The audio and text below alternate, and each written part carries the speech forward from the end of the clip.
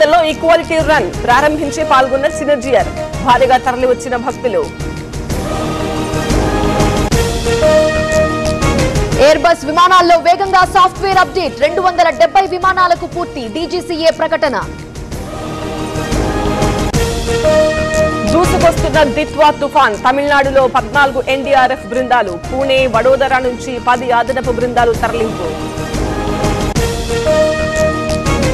ఏపీకి flash flood alert 5 జిల్లాలకు ఆకస్మిక వరదలొచ్చే ఛాన్స్ అప్రమత్తమైన అధికారులు.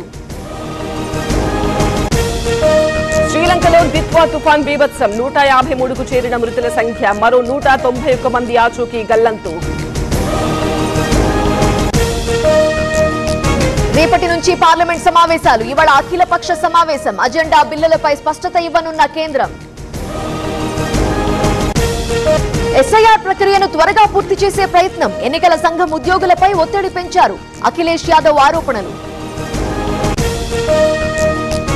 ఢిల్లీ పేలుడు కేసులో నిందితులకు కస్టడీ పొడిగింపు. 4కి మరో 10 రోజులు కస్టడీ. పూర్తి వివరాలు రాబట్టి